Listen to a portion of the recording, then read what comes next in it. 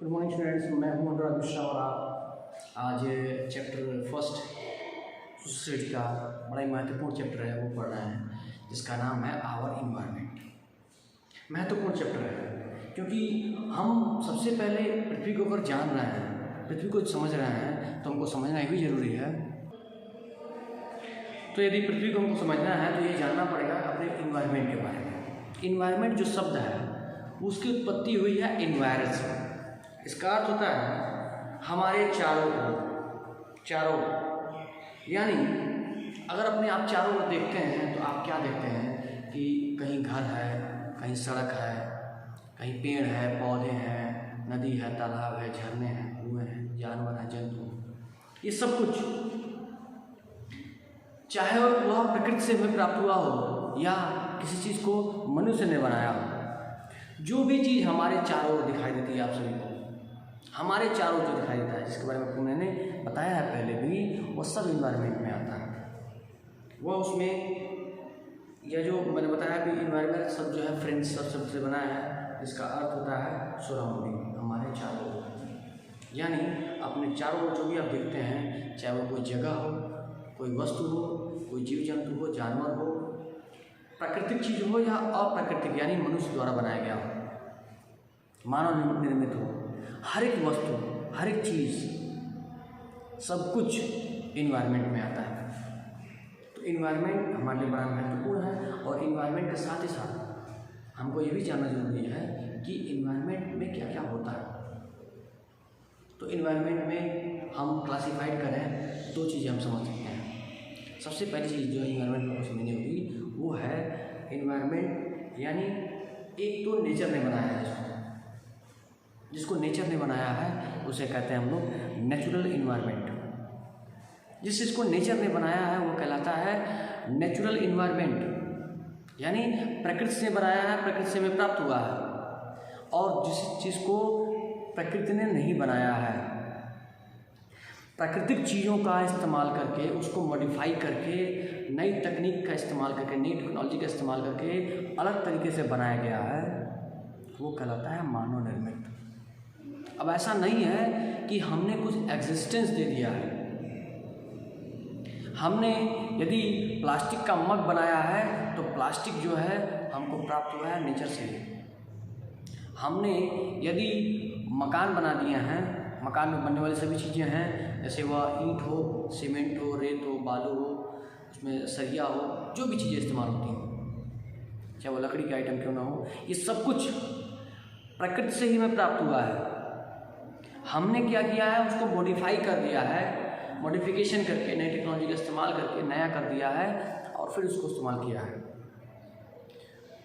तो चीज़ें तो हमें प्रकृति से ही प्राप्त हुई हैं, लेकिन मनुष्य ने उसको नई तकनीक का इस्तेमाल करके उसको बेहतर बनाने की कोशिश की है। तो ये चीज़ें मानव निर्मित या ह्यूमन मेड, मैन मेड कहलाती हैं। अब जब बात नेचुरल इन्वायरमेंट की कर रहा हूँ तो सबसे पहले महत्वपूर्ण आपको जानना होगा कि नेचुरल इन्वायरमेंट में जितनी भी चीज़ें आपको दिखाई दी नेचर के द्वारा जो प्राप्त होती है।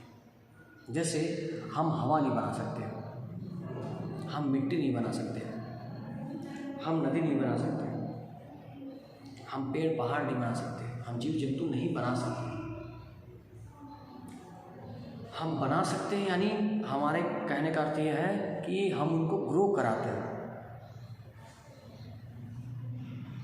ऐसे चीज़ों को जिसको प्रकृति ही मदर नेचर ही देती है उसे ही नेचुरल कहते हैं।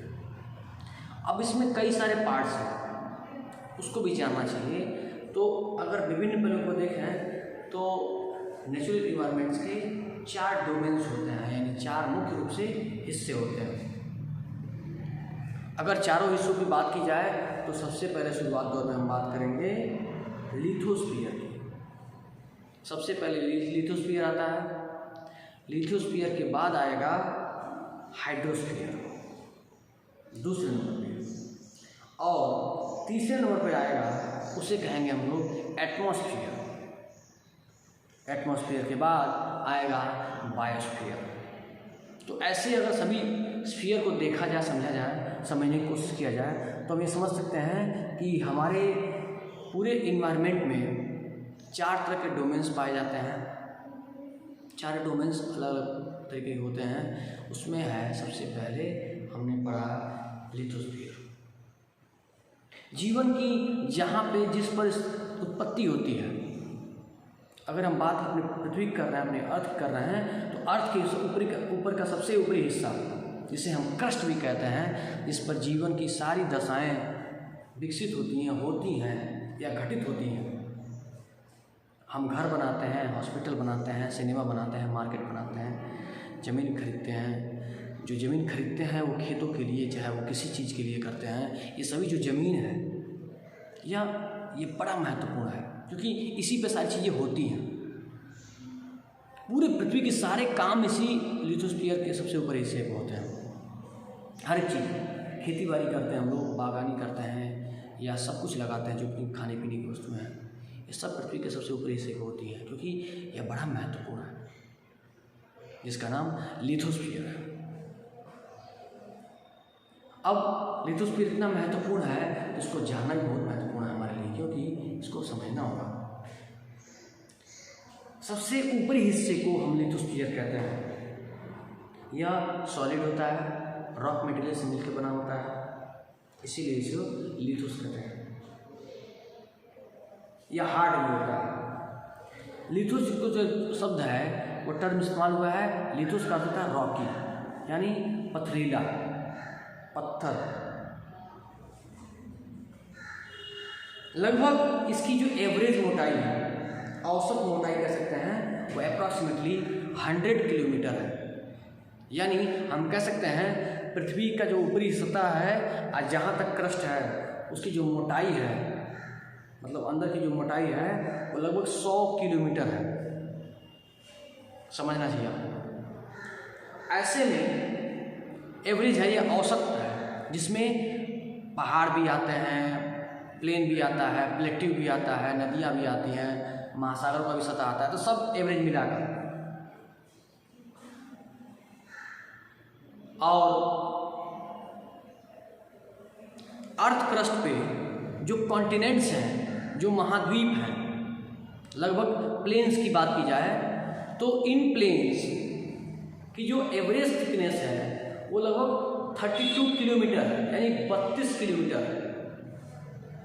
और यही मोटाई महासागरों में थोड़ी कम है, जहाँ पे महासागरों का जो जल है उसके सबसे नीचे सतह के नीचे लगभग 8 किलोमीटर तक क्रस्ट है। यानी हम ऐसे भी कर सकते हैं, महासागरों के सतह के नीचे 8 किलोमीटर का क्रस्ट और कॉन्टिनेंट्स के सतह के ऊपर के हिस्से के नीचे तक क्रस्ट का जो हिस्सा है वो लगभग 32 किलोमीटर की चौड़ाई है। यह वेरियस टाइप के मिनरल्स और रॉक्स से बना हुआ है। यहाँ पे प्लेन है, प्लेट्यू है, माउंटेन्स हैं, वैलीज है, रिवर्स है, ओशन बेड्स हैं, फॉरेस्ट है, डेजर्ट है। ये सभी लैंडफॉर्म्स पाया जाता है डिफरेंट टाइप के, अलग अलग जगहों पर। और हर लैंडफॉर्म की, हर जमीन की अपनी एक खासियत होती है कि वहाँ किस तरह की मिट्टी पाई जाती है, क्या क्या उग सकते हैं और किस तरह का जीवन है वहाँ पे। उम्मीद करता हूँ कि वीडियो आपको काफ़ी पसंद आया होगा। आप लोग अपना पूरा ख्याल रखिएगा, घर पे रहिए, सुरक्षित रहिए, मास्क का प्रयोग जरूर करें। घर से बाहर निकलते समय अपने हाथों को धुलते रहिएगा, अपना ख्याल रखिएगा। घर पे ही ऑनलाइन क्लासेस का आप इस्तेमाल करिए, उसको रीड करते रहिए, अपना पूरा ख्याल रखिए, स्वस्थ रहिए, हंसते मुस्कुराते रहिए। धन्यवाद।